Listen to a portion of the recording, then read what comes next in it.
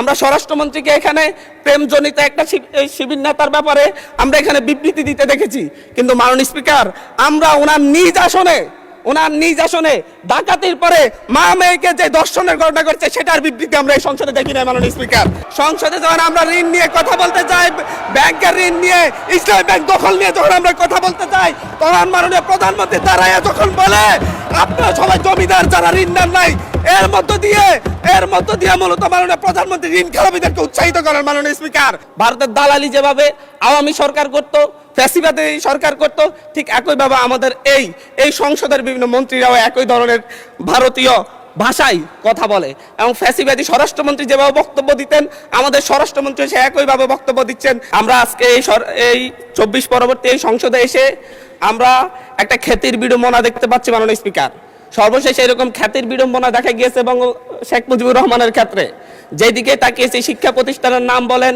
বিশ্ববিদ্যালয়ের নাম বলেন, রাস্তাঘাটের নাম বলেন, সব শেখ মুজিবুর রহমানের নামে। শেখ মুজিবুর রহমান মৃত ছিলেন, উনি হয়তো জানতেন না ওনার নামে সব জায়গায় এত কিছুর নামকরণ করা হয়েছে, কিন্তু আমাদের এই সংসদে একজন প্রতিমন্ত্রীর সেই খ্যাতির বিড়ম্বনা আমরা দেখতে পাচ্ছি।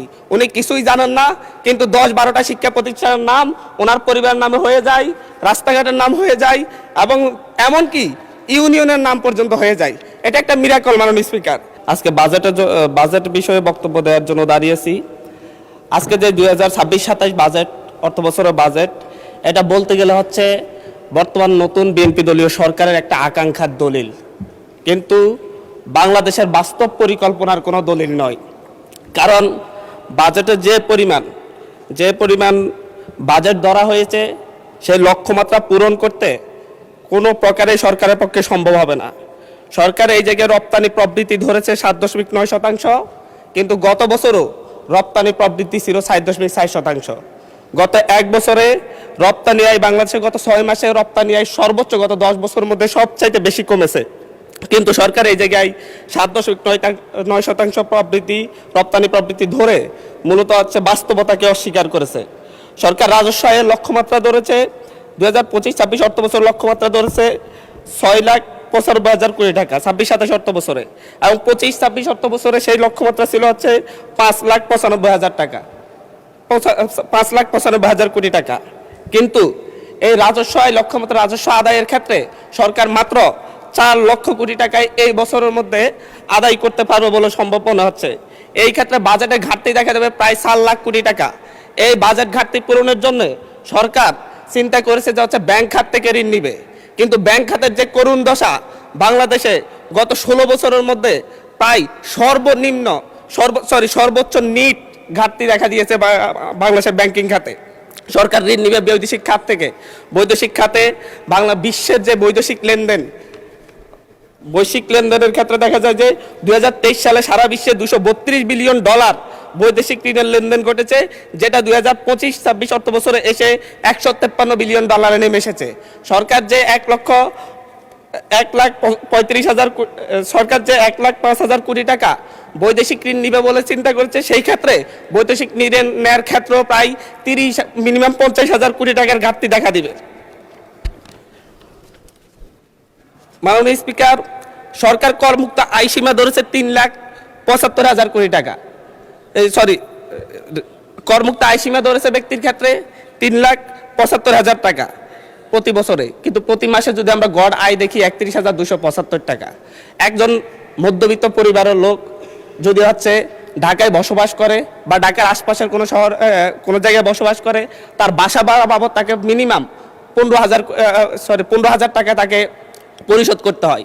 গ্যাস বিল, বিদ্যুৎ বিল সব মিলে তাকে আরও 7,000 টাকা, 7 থেকে 8,000 টাকা পরিশোধ করতে হয়।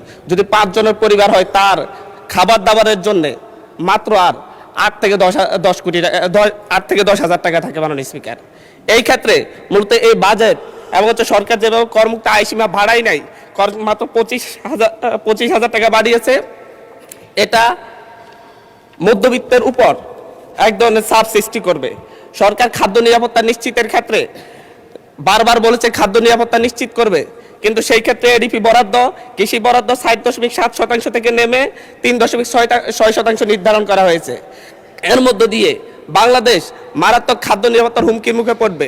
পাশাপাশি হচ্ছে খাদ্য বাংলাদেশের খাদ্য উৎপাদনের পরে যে মধ্যস্বত্বভোগীরা যে পরিমাণ সাদাবাজ এবং সাদাবাজদের মাধ্যমে এবং মধ্যস্বত্বভোগীদের মাধ্যমে 10 টাকার পণ্য যেভাবে 70 টাকায় রূপান্তরিত হয়, সেটা বন্ধ করার ব্যাপারে, নিয়ন্ত্রণ করার ব্যাপারে সরকারের কোনো পদক্ষেপ আমরা লক্ষ্য করতেছি না। মাননীয় স্পিকার, আমরা আজকে এই 24 পরবর্তী এই সংসদে এসে আমরা একটা খ্যাতির বিড়ম্বনা দেখতে পাচ্ছি। মাননীয় স্পিকার, সর্বশেষ এরকম খ্যাতির বিড়ম্বনা দেখা গিয়েছে এবং শেখ মুজিবুর রহমানের ক্ষেত্রে যেদিকে তাকিয়েছে, শিক্ষা প্রতিষ্ঠানের নাম বলেন, বিশ্ববিদ্যালয়ের নাম বলেন, রাস্তাঘাটের নাম বলেন, সব শেখ মুজিবুর রহমানের নামে।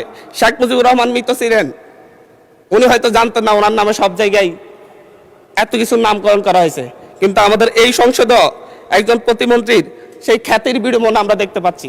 উনি কিছুই জানেন না, কিন্তু 10-12টা শিক্ষা প্রতিষ্ঠানের নাম ওনার পরিবারের নামে হয়ে যায়, রাস্তাঘাটের নাম হয়ে যায় এবং এমনকি ইউনিয়নের নাম পর্যন্ত হয়ে যায়।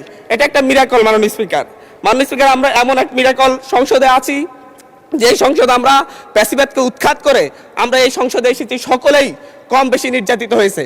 কিন্তু আমরা দেখতে পাচ্ছি যে সীমান্ত হত্যা নিয়ে ভারতের দালালি যেভাবে হচ্ছে, ভারতের দালালি যেভাবে আওয়ামী সরকার করত, ফ্যাসিবাদী সরকার করত, ঠিক একইভাবে আমাদের এই সংসদের বিভিন্ন মন্ত্রীরাও একই ধরনের ভারতীয় ভাষায় কথা বলে এবং ফ্যাসিবাদী স্বরাষ্ট্রমন্ত্রী যেভাবে বক্তব্য দিতেন, আমাদের স্বরাষ্ট্রমন্ত্রী সে একইভাবে বক্তব্য দিচ্ছেন যে মাননীয় স্পিকার, সকল সীমান্ত হত্যাকে সীমান্ত হত্যা বলা যাবে না।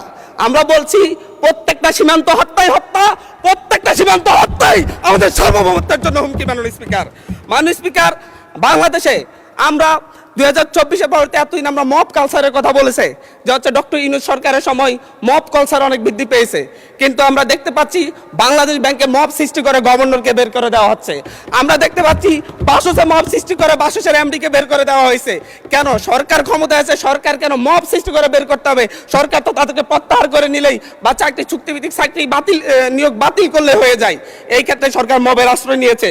গত 4 মাসে 17 জন শিশুকে ধর্ষণের পর হত্যা করা হয়েছে, 118 জন শিশুকে ধর্ষণ করা হয়েছে।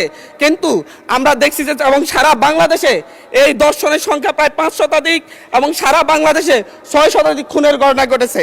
আমরা স্বরাষ্ট্রমন্ত্রীকে এখানে প্রেমজনিত একটা শিবির নেতার ব্যাপারে আমরা এখানে বিবৃতি দিতে দেখেছি, কিন্তু মাননীয় স্পিকার, আমরা ওনার নিজ আসনে ডাকাতির পরে মা মেয়েকে যে দর্শনের ঘটনা করছে সেটার বিবৃতি আমরা এই সংসদে দেখি না। মাননীয় স্পিকার, বাংলাদেশের ন্যায় বিচার সুবিচারের কথা বললে সেটা যদি হচ্ছে একপাক্ষিক হয়ে যায়, দলীয় হয়ে যায়, তারও বড় সমস্যা।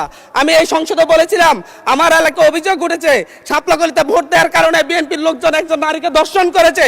আজ পর্যন্ত এটার কোনো সরকারি তদন্ত রিপোর্ট নাই। এই ব্যাপারে আমাদের স্বরাষ্ট্রমন্ত্রী এখানে দাঁড়িয়ে কোনো ব্যাখ্যা দিবেন কিনা মাননীয় স্পিকার আমি জানি না।